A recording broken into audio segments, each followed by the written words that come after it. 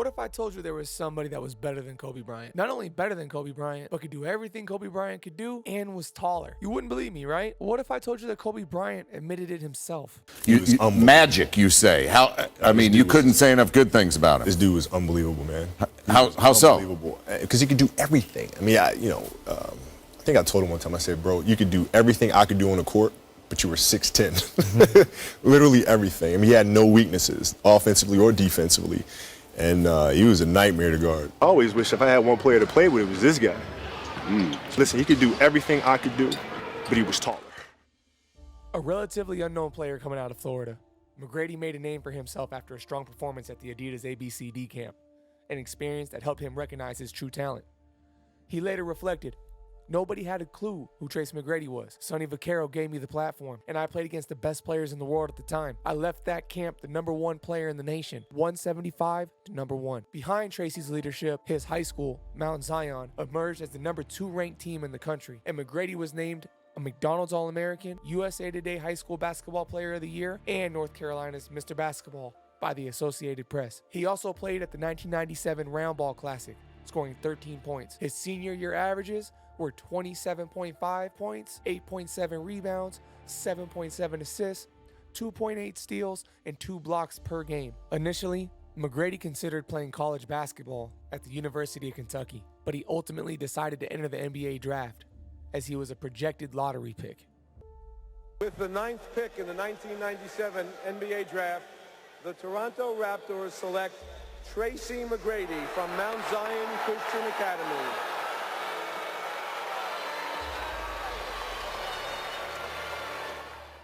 The strange thing was, despite Jermaine O'Neal, Kevin Garnett, and Kobe Bryant all being drafted directly out of high school right before him, the Toronto fans still booed, unknowing of just how bright their future would be with this young 6'9" small forward. McGrady leading the break. Another rookie, huh? At a Kobe school. Wallace. Nice look for McGrady. Count it.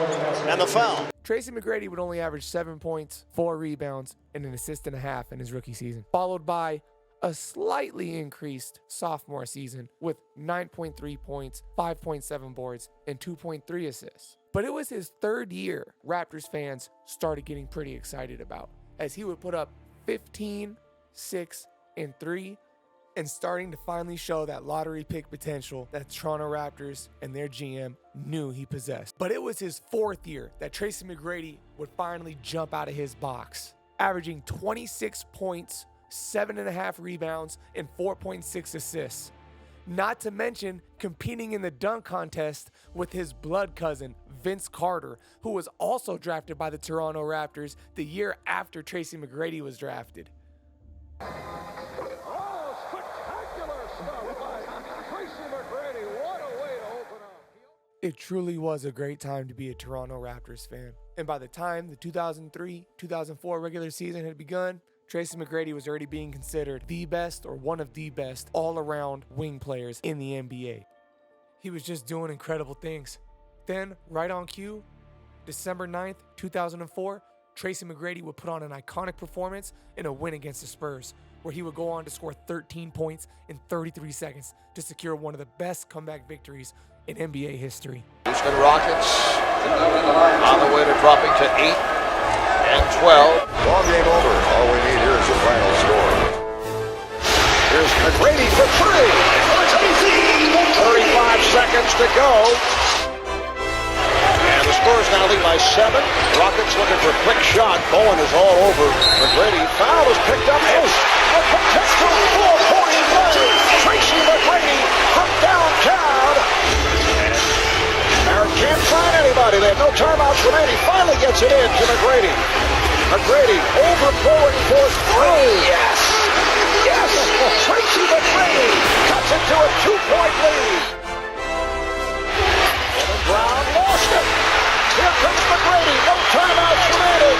McGrady for the win. 13 points in 33 seconds. Unbelievable. Everything seemed to be going pretty well. And although Tracy McGrady had played for 3 teams in a span of 5 or 6 years, and also had a very disappointing loss in the 2005 playoffs to the Dallas Mavericks, he was still putting up Hall of Fame numbers. That was, of course, until the 2006 season, where McGrady appeared in only 47 games due to injury. At various points during the year, he missed time due to back spasms, including a moment in January where he had to be carried off the court in a stretcher due to a severe flare-up. Despite his health concerns, McGrady was able to play in that year's All-Star game in front of his home crowd in Houston. He averaged 24 points and 6.5 rebounds per game that season. However, early in the 2006-2007 season, McGrady would miss 7 games again because of back spasms, eventually deciding to visit a doctor and receive treatment for the injury as he felt that it was affecting his speed and explosiveness. His health issues and the ascension of Yao Ming, who was having a breakout season, resulted in McGrady temporarily becoming the team's second scoring option. His final averages were 24.6, 5.3 rebounds, and 6.5 assists per game. To open the playoffs, the Rockets were matched up against the Utah Jazz. By this time, pressure had started to mount on McGrady to lead his team deep into the postseason, to which he responded, "If we don't get out of this first round, it's on me." Houston would eventually lose the series in 7 games. At his post-game press conference following the Game 7 defeat, McGrady, still visibly emotional from the loss, said, "I tried, man. I tried." I could keep going on about McGrady's injuries and how injury-prone he was after this season, and how his scoring, his rebounding, and his defense started to decline. It's not easy to move your body at 6'9" when you suffer from an unknown back ailment, ankle injuries, shoulder problems. You name it, McGrady had it. But the point of this video was the potential of a superstar like Tracy McGrady. There was somebody that was just as skilled, just as talented, maybe even a better pure jump shooter than Kobe Bryant, and was almost 6'10". And his name was Tracy McGrady. And had it not been for injuries, Tracy McGrady would have been the greatest 2-guard this game has ever seen, barring maybe Michael Jordan. That's it for now, guys. I really appreciate the love on all the videos. Do your boy a favor. Please like, share, subscribe, and let me know what you guys think down below in the comments. It's your boy Keegan. I'm gone.